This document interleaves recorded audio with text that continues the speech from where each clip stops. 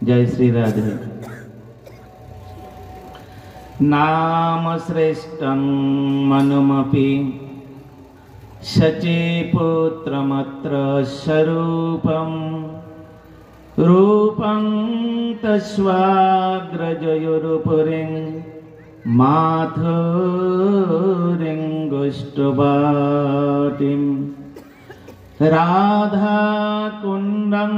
गिरिवरमहं राधेकमाधवसं प्राप्तो यस्य प्रतितकृपया श्रीगुरुं तं नतोऽस्मि। गुरवे गौरचन्द्राय राधिकाय तदालये कृष्णाय कृष्णभक्ताय तद्भक्ताय नमो नमः। वाञ्छाकल्पतरुभ्यश्च कृपा सिन्धुभ्येव च पतितानां पावनेभ्यो वैष्णवेभ्यो नमो नमः। नमो महावदन्नाय कृष्ण प्रेम प्रदायते कृष्णाय कृष्ण चैतन्य नाम्ने गौरतिसे नमः। हे कृष्ण करुणा सिन्धु दीनबन्धु जगत्पते गोपेश गोपिकान्त राधाकान्त नमोस्तुते। तप्त कांचन गौरांगे राधे वृंदावनेश्वरी वृषभानुसुते देवी प्रणमामि हरिप्रिये। वृंदायै तुले देव्यै प्रियायै केशवस्य च कृष्णा भक्तिपदे देवी सत्यवत्यै नमो नमः। श्री कृष्ण चैतन्य प्रभु नित्यानंद श्री अद्वैत गदाधर श्रीवासादि गौर भक्त वृंद। हरे कृष्ण कृष्ण कृष्ण हरे हरे हरे राम राम राम हरे हरे। नारायणं नमस्कृतं नरं चैव नरोत्तमं देवीं सरस्वती व्यासं ततो जयमुदीरयेत्। तमादिदेवं करुणानिधानं त्वमालवर्णं सुहितावतारम् अपार संसार समुद्रसेतुं भजामहे भागवत स्वरूपम्। जं प्रव्रजन्तं अनुपेतमपेत द्वैपायनकातरया जुहाव पुत्रेति तन्मायतरयोऽभिनेदु स्तं सर्वभूतहृदयं मुनिमानतोऽस्मि।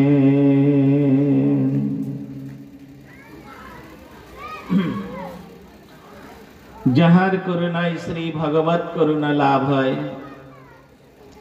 যাহার করুণা ব্যতীত বদ্ধ জীবের আর অন্য কোনো উপায় নাই, সেই परमाराध्यतम परम करणेक श्रीश्रील गुरुपाद पद्म जगत गुरु नित्य लीला प्रविष्टं विष्णुपाद अष्टोत्तर शतस्त्र श्रीमद भक्ति वेदांत श्रीश्रील वामन गोस्वामी प्रभुवरेर श्रीचरण कमले दास अधमेर अनंत कोटि भक्तिपूर्ण साष्टांग दंडवत प्रणति ज्ञापन करे ताहार हयतुके कृपा आशीर्वाद प्रार्थना करी तिनि आमार प्रति प्रसन्न हन।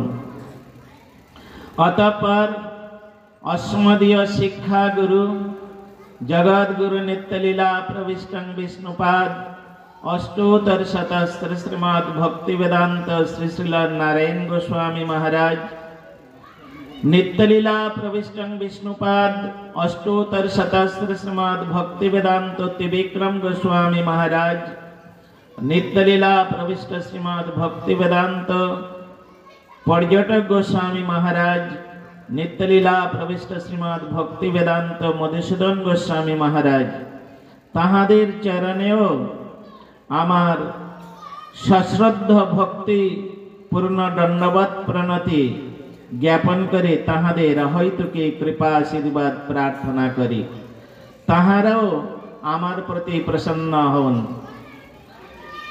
वर्तमान श्री गौड़ीय वेदांत समिति आचार्य सभापति परम पूज्यपाद दंडी स्वामी श्रीमद भक्ति वेदांत पद्मनाभ गोस्वामी महाराजेर श्रीचरणे आमार भक्तिपूर्ण दंडवत प्रणति ज्ञापन करे ताहारो कृपा आशीर्वाद प्रार्थना करे। मंचे उपविष्ट मदीय गुरु भ्रातागण परम पूज्यपाद दंडी स्वामी श्रीमद भक्ति वेदांत पुरी महाराज परम पूज्यपाद दंडी स्वामी श्रीमद भक्ति वेदांत संत महाराज पूज्यपाद निताई चैतन्य प्रभु व अन्यान्य प्रभुबिंदेर चरणे आमार यथायोग्य सश्रद्ध प्रणाम निवेदन करी। परम पूजनीय वैष्णव वृंद व उपस्थित श्री श्री हरिकथा श्रवण पिपासु सकल भक्त वृंदेर चरणे यथायोग्य प्रणाम जानिए सकलेर आशीर्वाद प्रार्थना करी। सकलेई आमार प्रति प्रसन्न हन आमी जेन नित्यकाल गुरु गौरांग गंधर्विका तथा वैष्णवगणेर गुणमहिमा कीर्तन करे आमी आमार मनुष्य जीवन धन्य करते पारी এই आशा এই आकांक्षा এই उद्दीपना নিয়ে আজকের আমি আপনাদের সামনে উপস্থিত হয়েছি। সর্বপ্রথম একটু ধন্যবাদ জানাতে হয় এই নিতাই গৌর কমিটি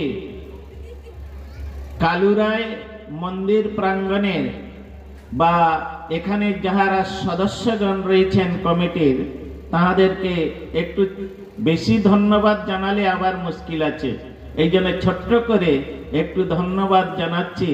কারণ এ সম্বন্ধে আমার পূর্ববর্তী বক্তাগণ তাহারা অনেক তাহাদেরকে প্রশংসা করেছেন, তৎসঙ্গে আমিও তাদের সঙ্গে একটু সহযোগিতা করছি।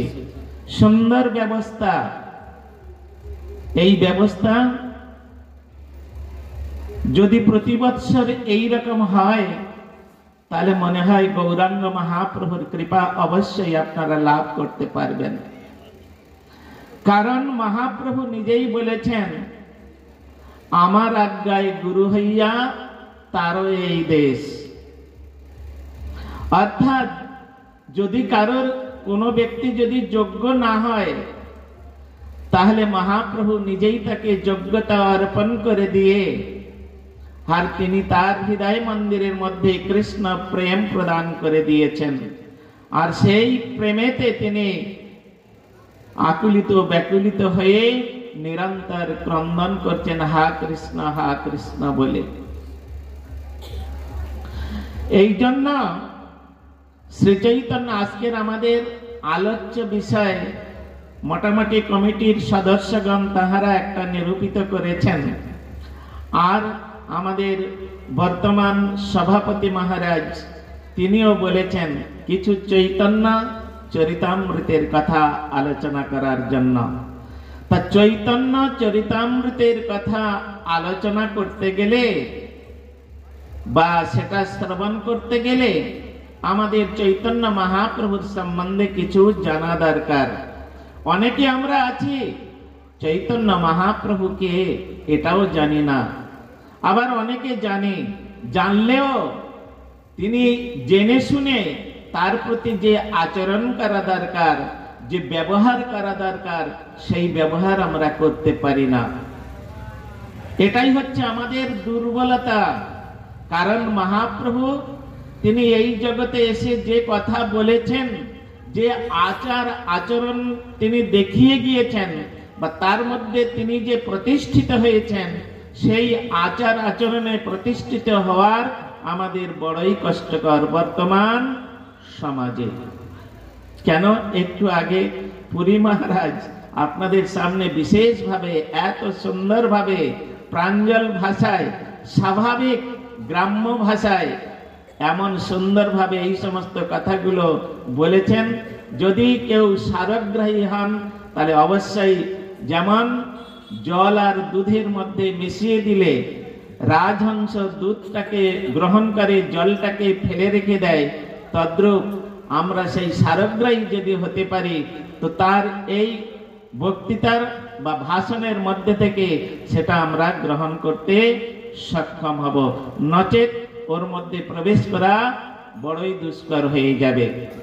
যাই হোক, আজকের আমাদের সভাপতি মহারাজ তিনি শুরু করেছেন মহাপ্রভুর প্রথম হচ্ছে শ্লোক, শিক্ষাষ্টকের প্রথম শ্লোক দিয়ে, চেত দর্পণ মার্জনম ভব মহাদবাগ্নি নির্বাপনম শ্রেয় কৈরব চন্দ্রিকা বিতরণম বিদ্বাবধু জীবনম आनंदम बुद्धिवर्धनम प्रतिपदम पूर्णामृतास्वादनम सर्व आत्मस्नोपनम परम विजयते श्री कृष्ण संकीर्तनम। महाप्रभु তিনি এই শ্রীকৃষ্ণ সংকীর্তন, এতক্ষণ যে কৃষ্ণ নাম কৃষ্ণ কীর্তনের কথা আপনারা শ্রবণ করছেন, এই কৃষ্ণ নাম কৃষ্ণ কথা মহাপ্রভু আসার পূর্বে এত প্রাধান্য ছিল না। মহাপ্রভু আসার পূর্বে ছিল মুসলিম পিরিয়ড। আপনারা সকলেই জানেন, আজ থেকে প্রায় 550 বৎসর পূর্বে শ্রী চৈতন্য মহাপ্রভু তিনি শ্রীধাম নবদ্বীপে সুরধনী তীরে জগন্নাথ মিশ্রের গৃহে সচিমাতার গর্ভকে আলোকিত করে তিনি এই জগতে প্রকাশিত হয়েছিলেন। সেই চৈতন্য মহাপ্রভু তিনি কেন এসেছেন এটা আমাদের জেনে রাখতে হবে। তিনি এসেছিলেন, বহুতার কারণ ছিল, তার মধ্যে সর্বশ্রেষ্ঠ মুখ্য দুটি কারণ ছিল।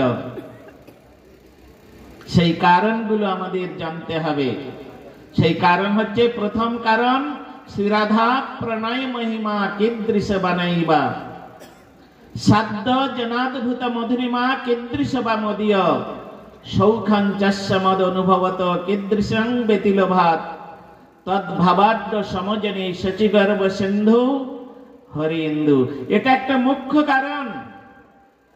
দ্বিতীয় মুখ্য কারণ হচ্ছে অনর্পিত চরিঞ্চিরাত করুণায় অবতীর্ণ কলৌ সমর পৈত মুন্নত উজ্জ্বল রসং সভক্তি শ্রিয়ম হরিপুরট সুন্দর দুতি কদম্ব সন্দীপিত সদা হৃদয় স্কন্দরে স্ফুরতু বহ সচিনন্দনঃ। সুন্দর দুটি কারণের জন্য তিনি এই জগতে আসলেন। কিন্তু এই জগতে আসার পূর্বে তিনি যে দাপর লীলাতে শ্রীধাম বৃন্দাবনে তিনি লীলা করেছেন রাধা কৃষ্ণ রূপে, ডিভাইডেড হয়েছেন, হয়ে দুটি মূর্তি ধারণ করেছেন, আর দুটি মূর্তি ধারণ করে বৃন্দাবনের বিভিন্ন লীলা তিনি প্রকাশ করেছেন। সেই লীলাতে শ্রীমতী রাধারানী তিনি সর্বদাই কৃষ্ণ কৃষ্ণ কৃষ্ণ কৃষ্ণ বলে কেঁদেছেন। আর এই কান্নার মধ্যে কি আনন্দ আছে, এই কান্নার মধ্যে কি সুখ আছে। কৃষ্ণ বলে কাঁদলে জীবের হৃদয়ে কি আনন্দ উদ্বেলিত হয়। স্বয়ং ভগবান কৃষ্ণচন্দ্রের লোভ জন্মালো। আমিও কৃষ্ণ বলে কাঁদব, আমিও এই সুখ অনুভব করব যে সুখ অনুভব করছেন শ্রীমতী রাধা রানী। এই কৃষ্ণ বলে কেঁদে সারা জীবন তিনি কি দুঃখে জীবন যাপন করেছেন? না, এখানে বলছেন তোমার সেবায় দুঃখ হয় যত, সেও তো পরম সুখ। সেবা সুখ দুঃখ পরম সম্পদ, নাশয় অবিদ্যা দুঃখ। পার্থিব জগতের কোন দুঃখ তার নেই, তার জগতে পারমার্থিক জগতের একটা দুঃখ আছে। সেই দুঃখটা কি না, একমাত্র গোবিন্দ প্রাপ্তি, একমাত্র গোবিন্দ প্রাপ্তি। সেই গোবিন্দ প্রাপ্তি যতক্ষণ পর্যন্ত তার না হচ্ছে ততক্ষণ পর্যন্ত তার দুঃখ থেকে যাচ্ছে। তাই আজকের সেই ভগবান শ্রীকৃষ্ণ তিনি কি করলেন, তিনি এই রকম ভাবে তিনি এই রাধা রানীর যে ভাব, সেই ভাবকে আস্বাদন করার জন্য তিনি চিন্তা করলেন আমিও ওই রাধা রানীর ভাবটাকে আস্বাদন করব। যখন এই রকম চিন্তা করলেন, শ্রী রাধা প্রণয় মহিমা কীদৃশ বানাইবা। শ্রী রাধার যে ভাব, যে প্রণয় মহিমাটা কি প্রকার, আর সেটা কিসের দ্বারাই আস্বাদিত হবে, এটা চিন্তন করতে করতে তিনি একদিন শ্রীমতীকে বলছেন, হে শ্রীমতী, হে রাধা রানী, তুমি এই যে কৃষ্ণ বলে কাঁদো, এই কৃষ্ণ বলে কাঁদলে তুমি কি আনন্দ পাও, ওই আনন্দ আস্বাদন করার জন্য আমার বড়ই লালসা জেগেছে। কেন? একটি বস্তু ডিভাইডেড হয়ে দুটি বস্তু দুটি রূপ ধারণ করেছেন, কিন্তু যে ভাবটাকে আশ্রয় করলে, যে ভাবটা অন্তরে থাকলে এই কৃষ্ণ বলে কেঁদে আনন্দ পাওয়া যাবে, কৃষ্ণের মধ্যে সেই ভাবটা ছিল না, একটু বেশি কম হয়ে গেছে। যখন ডিভাইডেড হচ্ছেন তখন একজনের ভাগে একটু বেশি পড়ে গেছে, শ্রীমতী রাধারানীর ভাগে একটু বেশি এসে গেছে।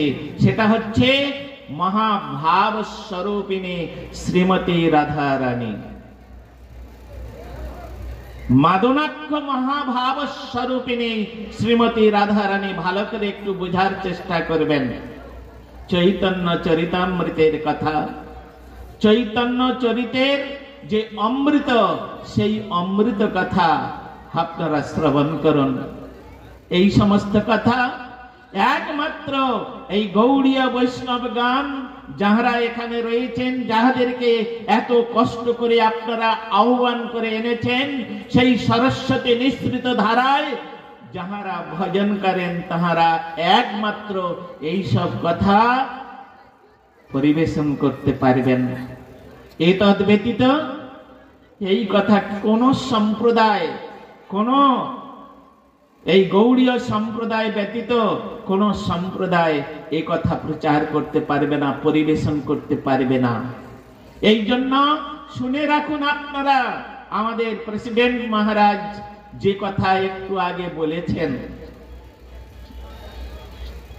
এই গৌড়ীয় বৈষ্ণবগণ এনারা হচ্ছেন মহাপ্রভুর প্রিয় পার্ষদ। যাহ ভাগবত পড় গিয়া বৈষ্ণবের স্থানে, একান্ত আশ্রয় করো চৈতন্য চরণে। চৈতন্যের ভক্তগণের নিত্য কর সঙ্গ, তবে তো তুমি জানিবে সিদ্ধান্ত তরঙ্গ। সিদ্ধান্ত বলিয়া চিত্তে না করো অলস, যাহা হইতে কৃষ্ণ লাগে সুদৃঢ় মানস। তাই আজকের কৃষ্ণ তিনি রাধারানীর কাছে জানতে চাইছেন, কি ভাবকে আশ্রয় করলে, কোন ভাবকে আশ্রয় করলে তুমি যে কৃষ্ণ বলে কেঁদে আনন্দ পাও, আমিও সেই ভাবকে আশ্রয় করতে চাই, আমিও হা কৃষ্ণ বলে কাঁদতে চাই। নিতাই গৌর প্রেমানন্দে। কৃষ্ণের লালসা জাগল। তখন তিনি চিন্তা করলেন, হে শ্যাম সুন্দর, আমি যে কৃষ্ণ বলে কেঁদে আনন্দ পাই, ওই কৃষ্ণ বলে কাঁদতে হলে আমার ভাবকে তোমার অঙ্গীকার করতে হবে। আমি যে ভাবময়, সেই ভাবটাকে তোমাকে অঙ্গীকার করতে হবে। তাই তিনি প্রার্থনা করলেন, হে রাধে, তাহলে তুমি আমাকে ভিক্ষাস্বরূপ কিছুদিনের জন্য ওই ভাবটা আমাকে প্রদান করো, আমি আস্বাদন করব। কৃষ্ণ বলে কাঁদলে কি সুখ হয়, কি আনন্দ হয়। আমার যখন এটা আস্বাদন হয়ে যাবে, আমি আবার তোমার ভাবটাকে তোমাকে ফিরিয়ে দেব। দাও তুমি সেই ভাবটা। কি ভাব? সেটা হচ্ছে একমাত্র মাদনাক্ষ মহাভাব। সেই ভাবটা তিনি চাইলেন। আর বললেন, শুধু ভাবটা তো দিলে হবে না, বর্ণটা দিতে হবে। অঙ্গ কান্তি, অঙ্গের কান্তিটা, বর্ণটাও দিতে হবে। তাই কি করলেন ভগবান শ্রীকৃষ্ণ? তিনি কি করলেন? ভগবান শ্রীকৃষ্ণ তিনি রাধারানীর ভাব, অঙ্গ আর কান্তি, এই তিনটেই গ্রহণ করলেন। গ্রহণ করে তিনি গৌর রূপ ধারণ করলেন, তাই নয়? শচী গর্ভ সিন্ধু হরি ইন্দু। গৌরচন্দ্র, ইন্দ্র মানে চন্দ্র, সেই গৌরচন্দ্র শচী মাতার সিন্ধু রূপ গর্ভে তিনি কি করলেন? প্রকাশিত হলেন। আর প্রকাশিত হয়ে এই জগতে তিনি আবির্ভূত হয়ে তিনি ওই মুসলমান পিরিয়ডে তিনি অন্যায়ের বিরুদ্ধে জিহাদ ঘোষণা করেছিলেন। মুসলমান যদি তারা তাহাদের ধর্ম পালন করতে পারে, খ্রিস্টানরা যদি তাদের ধর্ম তাহারা পালন করতে পারে, তাহলে হিন্দুরা কেন হিন্দু ধর্ম পালন করতে পারবে না? কেন? তদনীন্তন কালে নবদ্বীপ নদিয়া ডিস্ট্রিক্ট ম্যাজিস্ট্রেট ছিলেন সিরাজউদ্দিন মৌলানা চাঁদ কাজী। কাউকে কৃষ্ণ নাম করার সাহস হতো না। পথে পথে কৃষ্ণ নাম করবে এই রকম সাহস কারোর ছিল না। মহাপ্রভু সেটা এসে তিনি ওই তার প্রিয় পার্ষদ নিত্যানন্দ প্রভু এবং হরিদাস ঠাকুর তাহাদেরকে ডেকে বললেন, শোনো শোনো নিত্যানন্দ, শোনো হরিদাস, সর্বত্র আমারে আজ্ঞা করহ প্রকাশ, প্রতি ঘরে ঘরে গিয়া করো এই ভিক্ষা, বলো কৃষ্ণ ভজ কৃষ্ণ কর কৃষ্ণ শিক্ষা, ইহা বই আর না বলিবা বলাইবা, দিন অবসানে আসি আমারে কহিবা, তোমরা করিলে ভিক্ষা যেই না বলিব, তবে আমি চক্র হস্তে সবারে কাটিব। মহাপ্রভু তিনি একেবারে রাজ আজ্ঞা, কড়া আজ্ঞা দিয়ে দিলেন, হরিদাস, নিত্যানন্দ, যাও, আজকে তোমরা নদিয়ার পথে পথে কৃষ্ণ নাম প্রচার করো, তোমরা কৃষ্ণ নাম করো, দেখি আমাদের কীর্তনে কে বাধা দেয়। প্রেমের ঠাকুর নিত্যানন্দ এবং হরিদাস ঠাকুর তাহারা চললেন এই মহাপ্রভুর আজ্ঞা নগরে নগরে ভক্তদের কানে পৌঁছে দেবার জন্য। আপনারা তো সেই মহাপ্রভুর যে আদেশ, সেই আদেশ শ্রবণ করার জন্য এত ঠান্ডাকে উপেক্ষা করে এই রকম ভাবে এত সুন্দর ভাবে পরিবেশ তৈরি করে এখানে সেই আয়োজন করেছেন সেই মহাপ্রভুর আদেশ শ্রবণ করার জন্য, সেই মহাপ্রভুর আদেশ পালন করার জন্য, সেই মহাপ্রভুর কৃপা লাভ করার জন্য এখানে এসে সবাই উপস্থিত হয়েছেন। তাই তো আজকের বৈষ্ণবগণকে ডেকে এনেছেন। কেন? আমরা জানি না সেই নাম কিভাবে করতে হয়। হে বৈষ্ণব ঠাকুর, আমরা জানি কৃষ্ণ সে তোমার, কৃষ্ণ দিতে পারো, তোমার শক্তি আছে। আমি তো কানাল কৃষ্ণ কৃষ্ণ বলি, ধাই তবু পাছে পাছে। হে বৈষ্ণব ঠাকুর, কিভাবে ভগবানকে ডাকতে হয়, কিভাবে ভগবানের সেবা করতে হয় আমরা জানি না। এই জন্য আপনারা আসুন, কৃপা করে আমাদের বুঝান, আমাদের শিখান। এই জন্য সেই বৈষ্ণবগণকে সঙ্গে, এই জন্য সাধু সঙ্গ সর্বশাস্ত্রে কয়, লবমাত্র সাধু সঙ্গে সর্বসিদ্ধি হয়। ক্ষণমীয় সজ্জন সঙ্গতি রেখা, ভবতি ভবার নবে তরণে নৌকা। হ্যাঁ, আমরা এই সমুদ্র, সংসার সমুদ্র, এটা সংসার নয়, এটা সমুদ্র। কিসের সমুদ্র জানেন?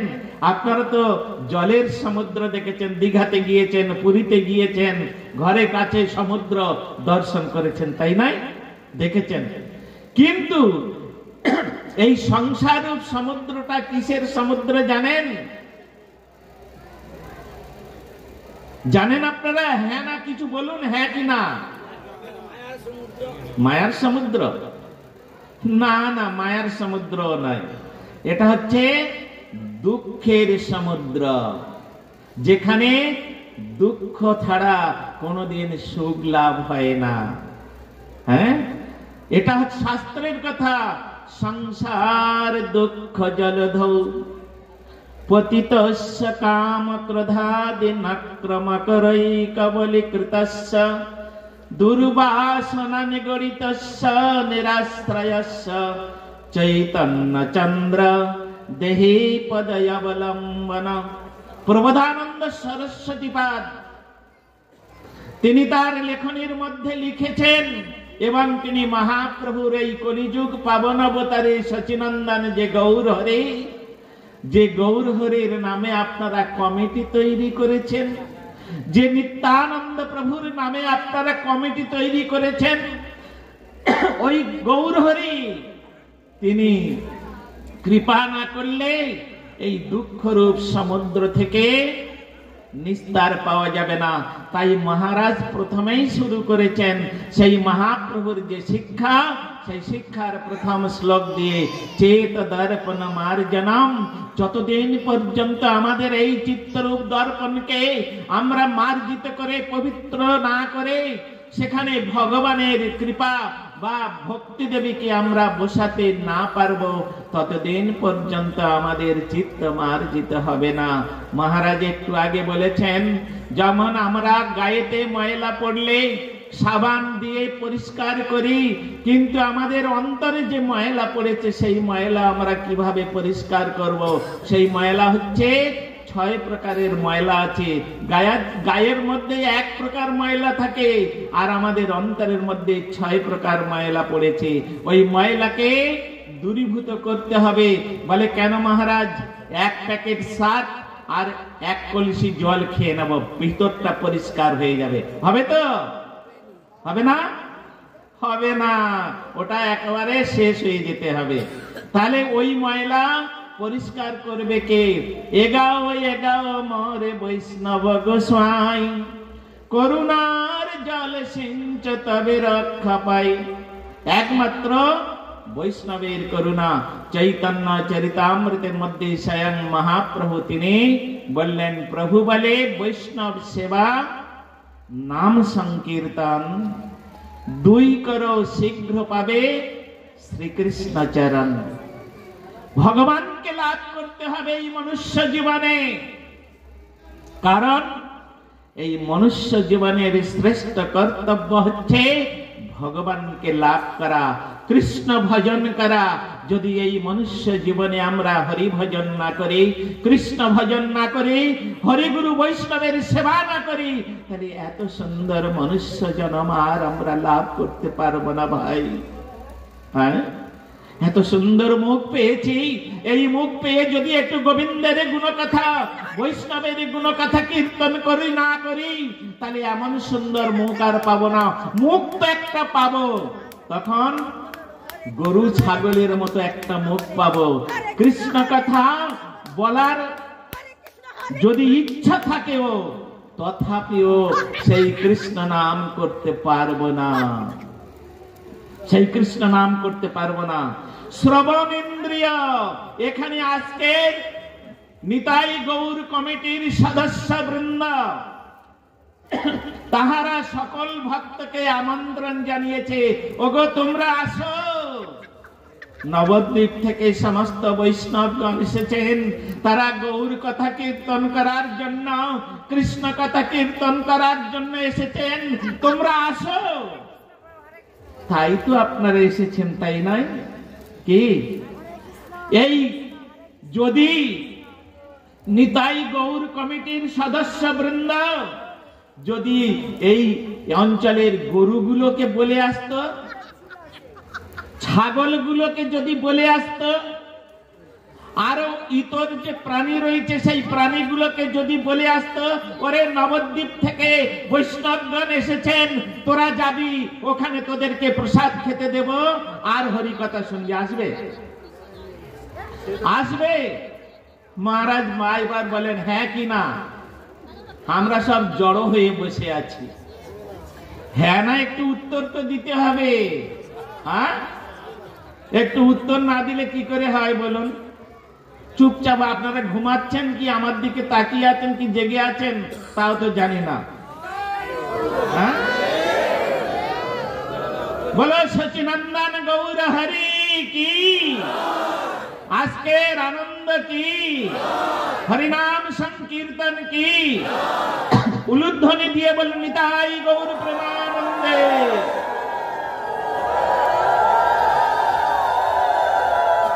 মাঝে মাঝে একটু ঘুম ভাঙাতে হয়, জানেন তো? এই হরি কথা যেখানে হয় না, সেখানে তিনজন এসে হরি কথা শোনায়, বাধা দেয়। একটা ছোট্ট মতো একটা গল্প বলে নিয়ে, তাহলে সকলে একটু চাঙ্গা হয়ে যাবে। তো এখন একটু আগে মহারাজ বলছিলেন না যে ভগবান তিনি নাম রূপে আর ভাগবত রূপে এই জগতে প্রকাশিত হয়েছেন। তাই যেখানে বৈষ্ণবগণ সেই ভাগবত কথা নাম কীর্তন করেন, আর সেখানে যত ভক্ত আছে তারা ভগবানের কথা শ্রবণ করতে করতে করতে করতে তারা চতুর্ভুজ ধারণ করে বৈকুণ্ঠে চলে যায়। আরে আপনারা তো এত সুন্দর কালু রায়ের সামনে রয়েছেন, হ্যাঁ, আর আমাদের পুরী মহারাজ বলেছেন নরকে ছিলেন। তারা নারদ ঋষির মুখে কৃষ্ণ কথা শুনে চতুর্ভুজ ধারণ করে বৈকুণ্ঠে চলে গেছেন, তাই নয়? আর আপনারা বৈষ্ণবের সামনে রয়েছেন, কালু রায়ের সামনে রয়েছেন, কোনো চিন্তা করবেন না, উদ্ধার তো আপনারা হবেন, কোনো চিন্তা নাই। যারা এই ভগবানের কথা নিষ্ঠার সহিত শ্রবণ করবেন, ভগবান তাদের নিজ চরণে আশ্রয় প্রদান করবেন। তা শুনে রাখুন একটা ছোট্ট গল্প, এটাও কাজে লাগবে।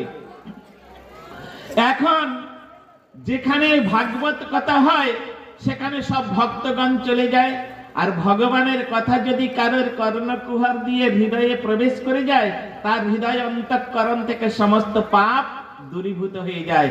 জন্নাম শ্রুতি মাত্রেণ পুক্কশ সাক্ষাৎ বিমুচ্যতে। যার নাম শ্রবণ করার সঙ্গে সঙ্গে পুক্কশ মানে পাপ হৃদয় থেকে চলে যায়, চলে যায়। তাই এইরকম জায়গায় জায়গায় সব এইরকম ভগবানের কথা হচ্ছে, সাধুরা বলছে, আর সব লোক ভগবানের কথা শুনে পাপ মুক্ত হয়ে সব বৈকুণ্ঠে চলে যাচ্ছে।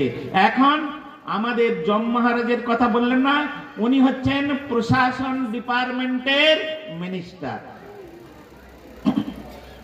প্রশাসন ডিপার্টমেন্টের মিনিস্টার।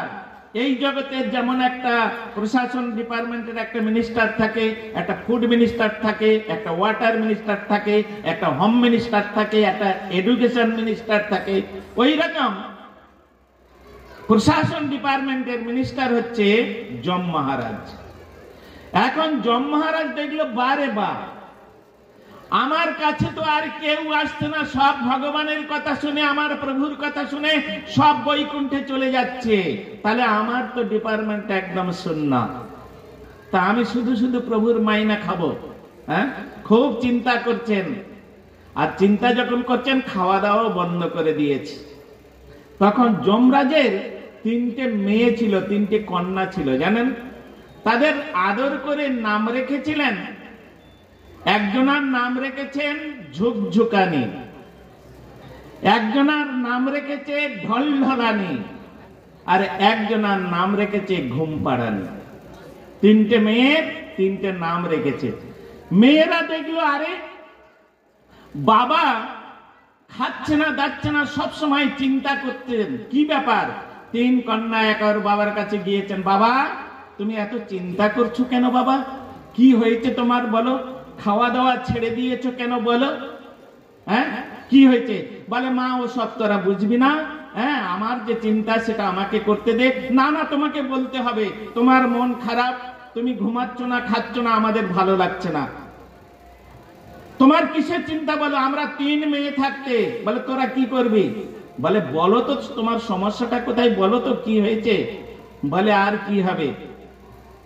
বলে, ওই যে দেখছিস সব বৈষ্ণবেরা ভগবানের কথা কীর্তন করছে, আমার প্রভুর কথা, আর যারা ওই আসরে বসে শুনছে না, ওদের কর্ণকুহর দিয়ে আমার কথাগুলো, ভগবানের কথাগুলো, ওই তাদের হৃদয়ন্তঃকরণে গিয়ে সব পাপ মুক্ত হয়ে আর সব বৈকুণ্ঠে চলে যাচ্ছে। আমার এখানে কেউ আসছে না, আমার ভবন খালি, আমি কাকে নিয়ে থাকবো বল? হ্যাঁ, জেলখানায় যদি কয়েদি না থাকে, তাহলে জেলারের আর কোনো কাজ থাকে না, থাকে? তাহলে এইরকম তার কোনো কাজ নেই। আমি এখন কি করব? ভগবান আমাকে একটা ডিপার্টমেন্ট দিয়েছেন। বলে, ও বাবা, এই জন্য তুমি এত চিন্তিত, খাওয়া দাওয়া ছেড়ে দিয়েছো? আর কি বলবো বাবা, তুমি আগে খাও, সব ব্যবস্থা আমরা করে দেবো। কেউ চতুর্ভুজ ধারণ করবে না, কেউ বৈকুণ্ঠে যেতে পারবে না। বলে, কি করবি? আগে তুমি খাও, তারপরে বলছি। খেয়ে দিয়ে নিল। বলে, এবারে বল কি করবি? বলে, কেন? ওই যেখানে বৈষ্ণবগণ ভাগবত পাঠ করবে, হ্যাঁ, সেইখানে আমরা 3 জনে চলে যাব, যত শ্রোতা আছে ওদেরকে শুনতেই দেব না। বলে, বাবা আদর করে আমাদের এত সুন্দর সুন্দর নাম রেখেছো, তা আমাদের নামের সঙ্গে ক্রিয়ার একটা সংযোগ রয়েছে। বলে, কি করবি?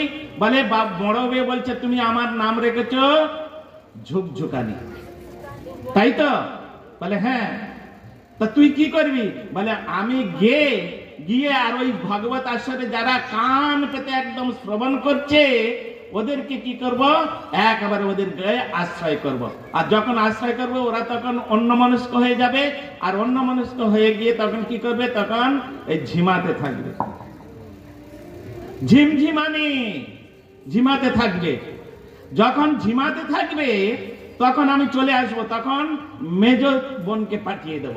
বলে, ওকে কি করবে? বলে, বললাম ঢলঢলানি দেখেছো? হ্যাঁ, তখন ঘুমিয়ে ঘুমিয়ে ঘুমিয়ে ঘুমিয়ে ট্রেনের মধ্যে, বাসের মধ্যে যখন যান, দেখবেন সিটে বসে ঘুমায়। হ্যাঁ, এ ওর গার উপরে, ওর গার উপরে। তখন যে ভালো করে বসে আছে, বলে, মশাই রাত্রে ঘুমাওনি তেমন নাকি? হ্যাঁ, ভালো হয়ে বসো। এই বলে এখন ওই রকম ভাবে হরিকথা শুনবে না, ভাতের হাঁড়ির চিন্তা করবে না, কি চিন্তা করবে, কোথায় তার মন পড়ে আছে তার ঠিক নেই। কালকে সকালে করে আমাদের গীতা পাঠ হয়, এখানে 2 দিন যাবৎ গীতা পাঠ হয়েছে। কমিটির সদস্যগণ গীতা পাঠের ব্যবস্থা রেখেছিলেন। তা সেই গীতার মধ্যে সুন্দর একটা শ্লোক আছে। অর্জুন বলছেন, কি বলছেন? চঞ্চল হি মনঃ কৃষ্ণ প্রমাদি বলবদ্দৃঢ়ম তস্যহং নিগ্রহং মন্যে বায়োরেব সুদুষ্করম। মনটা আমাদের এত চঞ্চল ভাই, একটু যে ভগবানের কথা মন দিয়ে শুনবো, ওটা হবে না। কেন? কখন মহারাজরা শেষ করবে কি জানি, এত রাত পর্যন্ত এই শীতের সময়, ওদিকে পকোড়াগুলো ঠান্ডা হয়ে যাচ্ছে। হ্যাঁ, কত রকম চিন্তা। আর বাড়িতে যেতে হবে, কালকের আবার তমলুকে যেতে হবে, তাড়াতাড়ি একটু শুয়ে পড়তে হবে, যার যেমন কাজ তার সেমন চিন্তা। ভগবত চিন্তা মহারাজরা এত গলা ফাটিয়ে বলছে, ওটা কানে আর ঢুকছে না, অন্য চিন্তায় মগ্ন। সেই সব ব্যক্তিগুলোকে ওই ঝিমঝামানে এসে ঝিমিয়ে দেয়। বলে, তোদের ওই সব চিন্তা করতে হবে না, আর হরিকথা শুনতে হবে না, তোর এখন ঝিমা। এখন ঢলঢলানি গিয়েছে, গিয়ে তাকে আশ্রয় করে একেবারে কি করলো? ঢুলে ঢুলে পড়ছে। এরকম ঢুলে ঢুলে পড়ছে। তারপর ও চলে আসলো, এবারে যাচ্ছে ছোট কন্যা, হ্যাঁ ঘুম পাড়ানি, ব্যাস কি করবে, ওই রকম ভাবে শুয়েই পড়লো হয়তো এরকম, হ্যাঁ কাজ ফিনিশ। তাই আমাদের একজন মহারাজ ছিলেন গৌড়ী মঠে, আপনারা তার নাম শুনেছেন হয়তো, অনেকে দর্শন করেননি, যারা অনেক পুরনো আছেন তারা দেখেছেন। তার নাম হচ্ছে ভক্তি বেদান্ত ত্রিদণ্ডী গোস্বামী মহারাজ। শিলিগুড়িতে তিনি থাকতেন, আর 24 পরগনা অঞ্চলে, এতদ অঞ্চলে আসতেন, মাঝে মধ্যে প্রচার করতেন।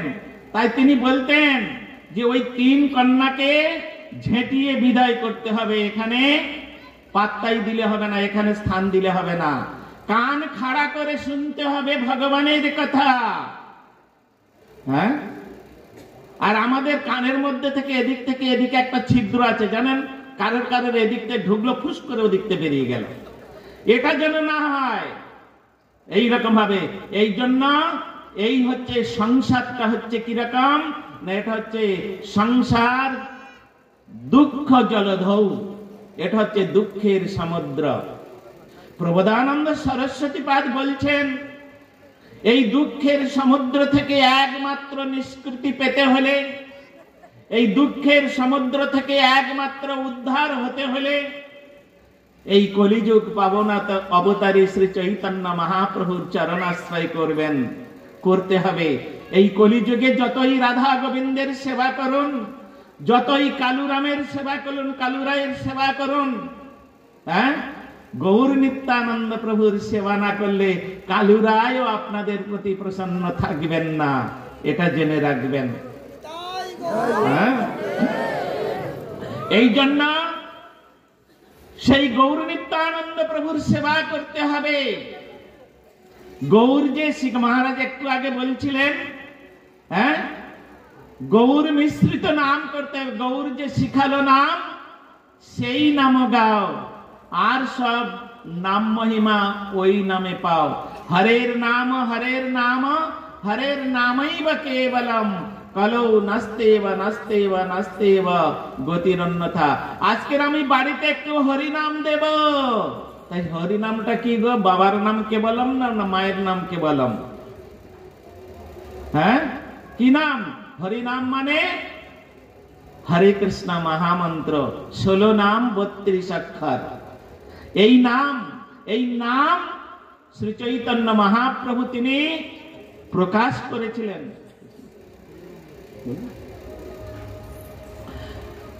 তিনি প্রকাশ করেছিলেন এই নাম করার জন্য নিত্যানন্দ প্রভু এবং হরিদাসকে পাঠিয়েছে, যাও তোমরা প্রতি ঘরে ঘরে গিয়া করো এই ভিক্ষা, বলো কৃষ্ণ ভজ কৃষ্ণ, করো কৃষ্ণ শিক্ষা।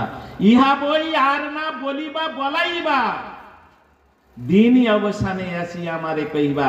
তাই চৈতন্য মহাপ্রভু তিনি নদীয়ার পথে পথে আকাশ বাতাস মুখরিত করে শান্তিপুর ডুবু ডুবু নদে ভেসে যায়, একেবারে কৃষ্ণ নামের বন্যায় প্লাবিত করে দিয়েছিলেন, প্রেমের বন্যায় প্লাবিত করেছেন।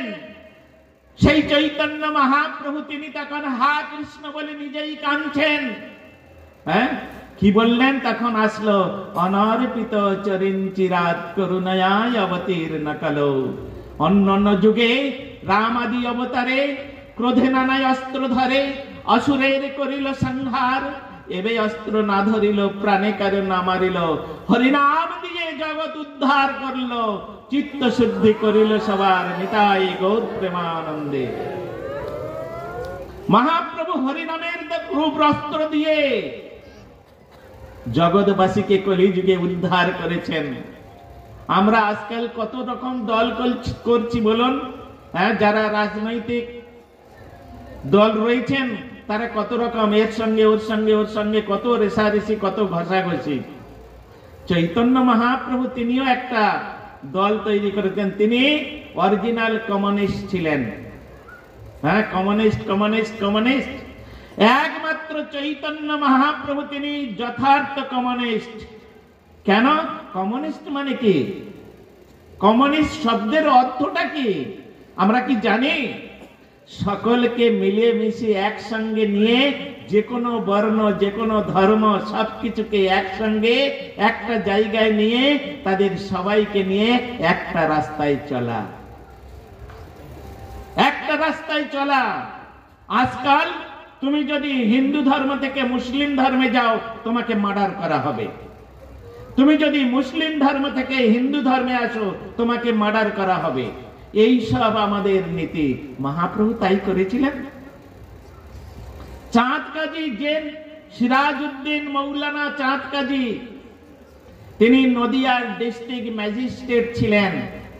হ্যাঁ, মহাপ্রভু তাকে মন্ত্র দিলেন, হরে কৃষ্ণ মহামন্ত্র। আজ পর্যন্ত নবদ্বীপে এখনো পর্যন্ত যারা যাননি, নবদ্বীপে যাবেন। আমাদের বিনীত নিবেদন, আমরা গৌড়ীয় বেদান্ত সমিতির থেকে নিমন্ত্রণ করছি। আগামী ফাল্গুনী পূর্ণিমা তিথিতে শ্রী চৈতন্য মহাপ্রভুর শুভ আবির্ভাব তিথি। আর এই আবির্ভাব তিথিতে 9টা দেব নিয়ে নবদ্বীপ ধাম পরিক্রমা করা হয়। আপনাদের মতো এত যত্ন আদর হয়তো আমরা করতে পারবো না, কিন্তু একটা প্যান্ডেলের তলায় একটু জায়গা আর একটু ডাল অন্ন, শাক অন্ন খেতে দিতে পারবো। কিন্তু অগণিত বৈষ্ণব বৃন্দকে দর্শন পাবেন, ধাম পরিক্রমা করার সুযোগ পাবেন। ধাম পরিক্রমা করলে কি হয়? সংসারের সমস্ত বন্ধন দূরীভূত হয়ে যায় এই নবদ্বীপ ধাম পরিক্রমা করলে। তাই বলছেন, নবদ্বীপ হেন ধাম ত্রিভুবনে নাই, যাহা নিত্য লীলা করেন আমার চৈতন্য গোসাই। কলিযুগের একমাত্র সর্বশ্রেষ্ঠ স্থান হচ্ছে নবদ্বীপ ধাম। কলিযুগের একমাত্র শ্রেষ্ঠত্ব নাম হচ্ছে হরে কৃষ্ণ মহামন্ত্র নাম। আর কলিযুগের একমাত্র শ্রেষ্ঠ দেবতা হচ্ছে নিতাই গৌর। হ্যাঁ, সুতরাং কলিযুগে যদি ধর্ম করতে হয়, তাহলে সেই গৌর সুন্দরকে ভজন করতে হবে। কিসের দ্বারাই জানেন? ওই তৃষা বর্ণং তৃষা কৃষ্ণং, কৃষ্ণা বর্ণং তৃষা কৃষ্ণং সাঙ্গ পাঙ্গ অস্ত্র পার্ষদম যজ্ঞই সংকীর্তন প্রায়ই যজন্তে হি স্মেদস। অর্থাৎ হরিনাম সংকীর্তনের দ্বারায় সেই, তাই মহাপ্রভু তিনি সেই চাঁদ কাদিকে পর্যন্ত উদ্ধার করেছিলেন। আজ পর্যন্ত মায়াপুরে যাবেন, সেখানে সেই চাঁদ কাদি যখন দেহ রেখেছিলেন, মহাপ্রভু নিজে তার সমাধিস্থ করে সেখানে আজ পর্যন্ত একটি চাপা ফুলের গাছ বসিয়ে দিয়েছিলেন। ওই চাপা ফুলের গাছটা এখনো প্রমাণ করে দিচ্ছেন যে চৈতন্য মহাপ্রভু অরিজিনাল কমিউনিস্ট। আমার মতো একজন ব্যক্তিকে চাঁদ কাজী বলছেন, আমার মতো একজন বিধর্মীকে তিনি সনাতন ধর্মের মধ্যে প্রতিষ্ঠিত করে, আর তার কৃপা আজকে দেখো আমাদের কি। দেখুন, কালকের মরে গেলে যতই পয়সা থাক, যতই অর্থ থাক, যতই রাজা হোক, মন্ত্রী হোক, আজ পরে দুদিন পরে যদি আমরা মরে যাই, দুদিন পরে সবাই ভুলে যাবে, কেউ কারোর কথা মনে রাখবে না। এত ভালোবাসা, স্নেহ, প্রীতি, ভালোবাসা সব ছুটে যাবে। কিন্তু কেন না? আমরা যাকে ভালোবাসলে নিত্য ভালোবাসা হবে সেটা করি নাই। তাই একটি কথা বলে আমি আমার হরিকথার বিশ্রাম দিব। আপনারা মাইক বাজান, এখানে মাইক ম্যান রয়েছে আমার সামনে বসে। হ্যাঁ, প্যান্ডেলে প্যান্ডেলে নানা রকম কীর্তন ইত্যাদি সমস্ত পূজা পার্বণে সব মাইক দেয় আর ক্যাসেট বাজায়। একটা শ্যামা সঙ্গীত আছে জানেন, আমার সাধ না মিঠিল, আশা না ফুরিল, সকলে ফুরায়ে যায় মা। এটা বাজান না? তার মধ্যে একটা কলি আছে, এ জগতে কেউ ভালো তো বাসে না, এ জগতে ভালোবাসিতে জানে না, যেথায় আছে শুধু ভালোবাসাবাসি, সেথা যেতে প্রাণ চায় না, আমার সকলে পুরায়ে যায় মা। এ জগতে ভালোবাসা নাই, এ জগতে ভালোবাসা নাই। মনে ভালো, আমার স্ত্রী আমাকে খুব ভালোবাসে, আমি না গেলে সে খায় না, আর আমি না গেলে সে শোয় না। কত ভালোবাসা! যখন মরে যাবে না, হ্যাঁ, ওই স্বামীটা, তখন কি হবে? তার হাতে যদি একটা আংটি থাকে ওটা খুলে নেবে। হ্যাঁ গো, ও তো চলে গেল আমাকে অনাথিনী করে, আমি কি করবো? হাতের আংটিটা খুলে নে। হ্যাঁ, আর কোনোদিন বলবে না এত ভালোবেসেছিলে চলো আমার সঙ্গে বলবে। এখানে অনেক বিধবা মায়েরা বসে আছেন, মায়েরা কিছু মনে করবেন না, অধম সন্তান জ্ঞানে ক্ষমা করবেন। অনেক বিধবা মায়েরা আছেন, তা স্বামীকে তো প্রাণ দিয়ে ভালোবেসেছিলেন, ওগো আমার প্রিয়তম। আহা, এত মধুর বাক্যে তাকে প্রসন্ন করেছিলেন। যাবার সময় বলে গেছে, হ্যাঁ গো, তুমি তো আমার সহধর্মিনী, তুমি তো আমার অর্ধাঙ্গিনী, তুমি তো আমার স্ত্রী, চলো আমি যাচ্ছি, আমার সঙ্গে চলো। বলেছে? হ্যাঁ, বলে গেছে? যাবে না। কেন বলুন তো? কেউ সঙ্গে আসে নাই। সঙ্গে কি করে যাবেন? সঙ্গে কি? আমি আসার সময় নবদ্বীপ থেকে এই দণ্ডটা এই যে আমার হাতে রয়েছে এটা নিয়ে এসেছি, তাহলে আমি যাওয়ার সময় এটা নিয়ে যেতে পারবো? যেটা আমি এখানে আনি নাই সেটা কি করে নিয়ে যাব? তদ্রূপ মাতৃগর্ভে থেকে আমরা যে বস্তুটা এই জগতে এনেছি ওটাও নিয়ে যেতে পারবো না, ওটাও এখানে রেখে যেতে হবে। খ্যাতি আপতেজ মরুদ্বম দিয়ে এই সুন্দর শরীরটা আমরা লাভ করেছি। মৃত্যুর পরে এই শরীরটা তিনটে দশা প্রাপ্ত হবে। পুঁতে দিলে, মাটির মধ্যে পুঁতে দিলে কি হবে? কিছু কৃমিকীট হবে। যদি ফেলে দেয়, কুকুর শৃগালে ভক্ষণ করলে এক মুঠি বিষ্ঠা তৈরি হবে। আর যদি পুড়িয়ে দেয় একটু ছাই তৈরি হবে। তাই মহাজনগণ বলছেন, যে দেহের এই গতি তারে অনুগত, সংসার বৈভব আর বন্ধু যত যত। তাই এই জগতে কেউ ভালো তো বাসে না, এ জগতে ভালোবাসিতে জানে না। যেথায় আছে শুধু ভালোবাসাবাসি, সেথা যেতে প্রাণ চায় না। হ্যাঁ, যেখানে ভালোবাসাবাসি আছে, প্রকৃত ভালোবাসাবাসি যেখানে আছে, সেখানে যেতে প্রাণ চায় না। সেটা কোথায়? ওই গীতার মধ্যে ভগবান শ্রীকৃষ্ণ অর্জুনকে লক্ষ্য করে বলছেন, কি বলছেন? নো তদ ভাসয়তি সূর্য নো চন্দ্র দিব পাবক যদ্গত্বা ন নিবর্তন্তে তদ্ধাম পরমম মম। এটাই হচ্ছে ভগবানের ধাম, এটাই হচ্ছে পর ধাম। সেইখানে গেলে নিত্য ভালোবাসাবাসী আছে, সেই ভগবানকে ভালোবাসতে শেখুন। নিত্য নিত্যানাং চেতন চেতনানাম এক বহুনাং যো বিদধাতু কামান তমাত্মস্তং যে অনুপশ্যন্তি ধীরা তেষাং শান্তি শাশ্বতী নৌতরেশম। অর্থাৎ শান্তি লাভ করতে হলে, যদি আপনারা শান্তি পেতে চান, তাহলে একমাত্র গোবিন্দের পাদ পদ্মে শান্তিময় বস্তুর চরণে শান্তি আছে। ভগবান একমাত্র নিত্য, নিত্য শান্তি লাভ করতে হলে সেই ভগবানকে আশ্রয় করতে হবে। হরিগুরু বৈষ্ণবের চরণাশ্রয় করে গৌর সুন্দরের নিত্যানন্দ প্রভুর সেবা যদি আমরা নিত্যকাল করতে পারি, তাহলে আমাদের মনুষ্য জীবন ধন্য হবে, আমরাও কৃতকৃতার্থ হতে পারবো, আবার আমরা মনুষ্য জন্ম লাভ। এই বলে আজকের আমি আমার হরিকথার এখানে বিশ্রাম দিচ্ছি। আগামীকাল আবার আমরা শ্রবণ করব। বাঞ্ছা কল্পতরুভ্যশ্চ কৃপা সিন্ধুভ্যৈব চ পতিতানাং পাবনেভ্যো বৈষ্ণবেভ্যো নমো নমঃ। হরে কৃষ্ণ।